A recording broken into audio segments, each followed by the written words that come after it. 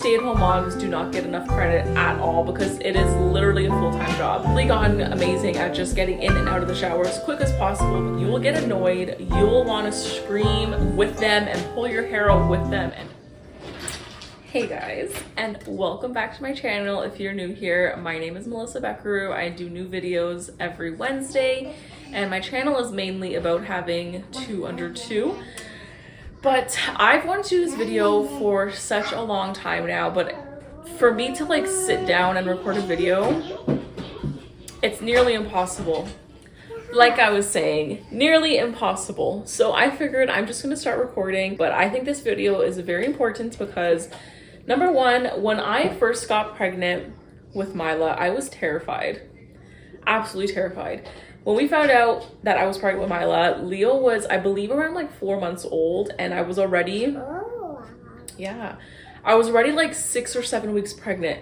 So like we automatically knew that the babies were going to be either 12 or 13 months apart. And right away, I immediately went online, went on YouTube and was like, okay, how to survive 2 under 2. And all the videos were like their babies were like 18 months apart or like 17 months apart. And I'm like, hey, that's not really gonna apply to me because my babies are 13 months apart. I really wanted to do this video because now that Mila is almost 7 months old, I feel like we have a good structure, a good routine with both babies. So I wanted to do a video about the reality of raising 2 under 2, specifically 2 in around 13-14 months, because that is my specialty. So keep watching if you're interested, and if you are a 2 to under 2 mommy, I feel for you.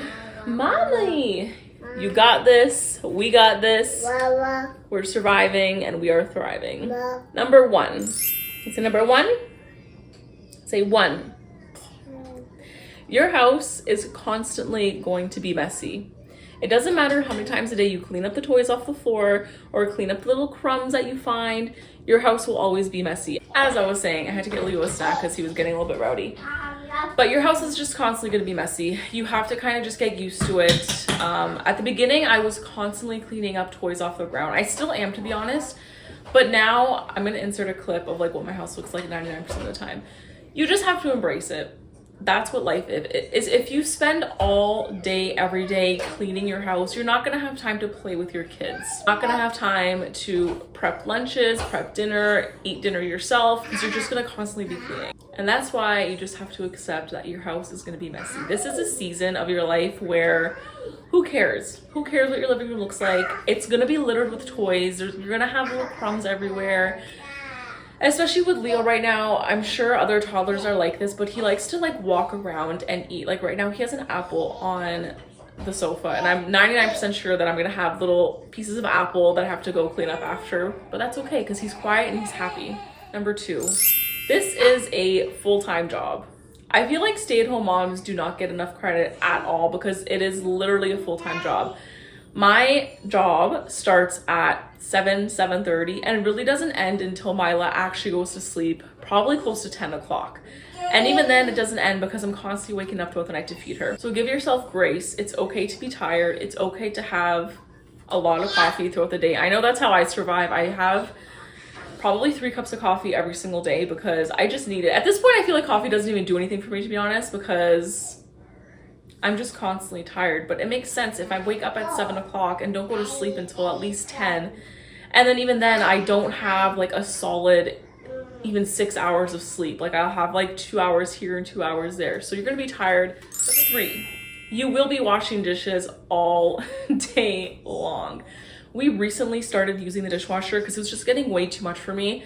And even now still, like we don't put everything in the dishwasher, like the kids, like plates and bowls and utensils, we just hand wash. Another thing you have to get used to is your sink being full of dishes. Like by the time breakfast is over, I have my breakfast plates, Jermaine's breakfast plates, the kids' breakfast plates, pots and pans, and sometimes coffee cups, and there's just a million things always in your sink.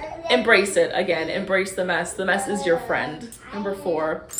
My new norm, at least, is 2-minute showers. I have perfected the 2-minute shower. I get in, I clean the important parts, and I get out. For the first like 4 to 5 months of Mila's life, she could not be without me for more than 5 minutes. So every time I was in the shower, all I heard was her screaming. And I've really gotten amazing at just getting in and out of the shower as quick as possible, because if she is screaming her head off, it will wake up Leo. So I have kind of gotten used to that. It has gotten slightly better as she got older. Like I said, she's now 7 months old. So my showers have probably extended from 2 minutes to 5 minutes, which is a great improvement. Number 5, you will have to deal with 2 babies screaming at once constantly. This is probably the hardest thing. It was for me, at least, because you have to kind of prioritize, like, hey, Mila is crying right now because she's hungry. Leo's crying right now because he's angry or because he's throwing a tantrum, right? So you have to kind of prioritize. There's been so many times when I've had to leave Mila crying because Leo needed me, and vice versa. The hardest part for me especially is putting them down for their naps, because if I don't get Mila down before Leo, I have to like set her up in my bed with the phone on Miss Rachel or Blippi in order for me to put Leo down properly. There's been a lot of times where she started crying while I was putting Leo down, and I would have to leave Leo to make sure she's okay and just literally go back and forth for a good like 20 minutes before one of them finally fell asleep, and then I can properly put the other one to sleep as well. So it's definitely the hardest thing. It has, again, gotten a little bit easier. Moral of the story, as your babies get older, it will get a little bit easier. And it's possible. I'm like not a super mom. I'm a regular person. I'm a regular mom. And I've been able to manage her for 7 months by myself. That means you can too. Number 6 is you will get frustrated. You will get annoyed. You will want to scream with them and pull your hair out with them. Trust me, we've all been there. I remember at the beginning, I would feel so bad because like sometimes I would yell back. I would lose my temper. I would scream. I would have to walk away. But then once I talked to other moms that have babies in like a similar age gap, we all do this. We all lose our cool from time to time. We all need to take a 5-minute break from time to time.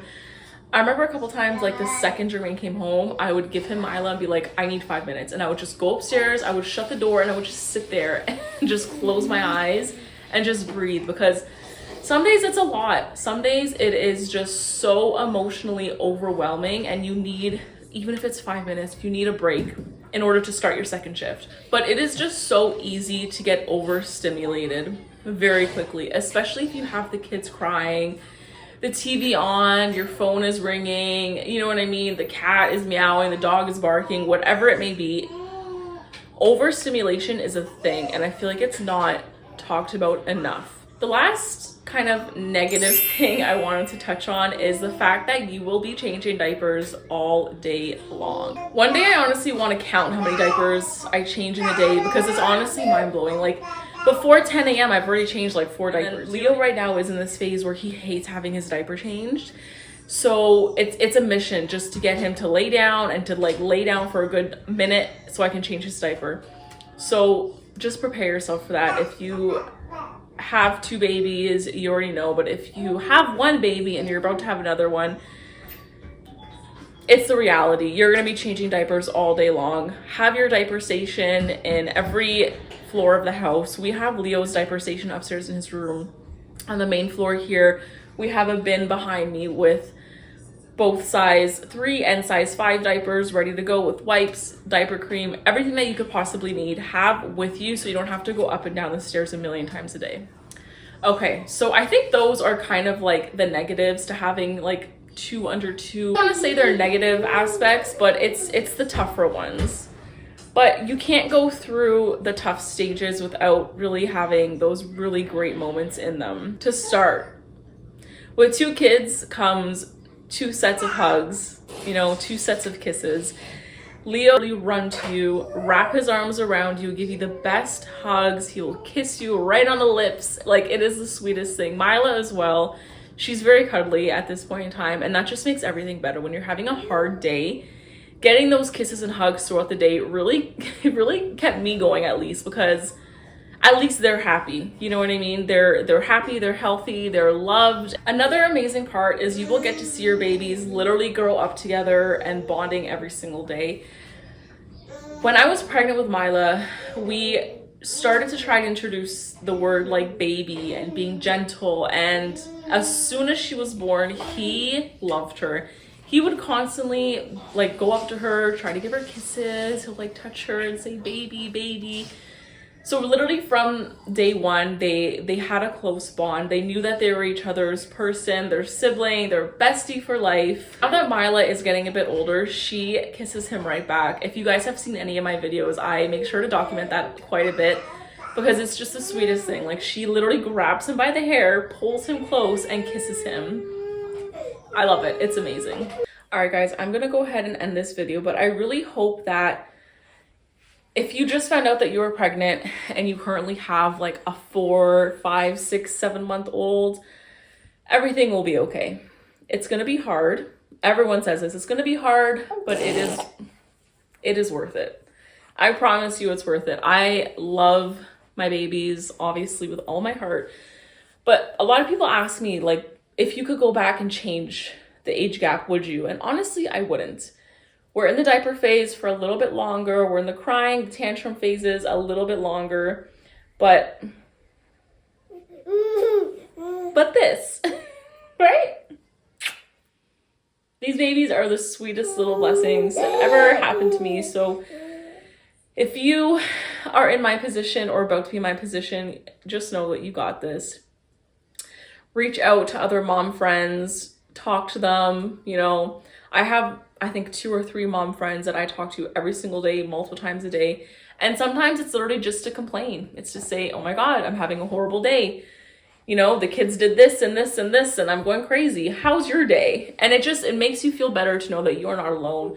You're not the only one going through this, and you will get through it. If any of you can relate to any of the points that I just mentioned, the negative and the positive, leave a comment down below. Let me know what really stood out to you, what you thought about this video, and let me know if you want more tips and tricks, how to deal with 202 videos, because this is the reality, and that's why I started this YouTube video. I wanted to capture the reality of 202, 2 under 13 months specifically.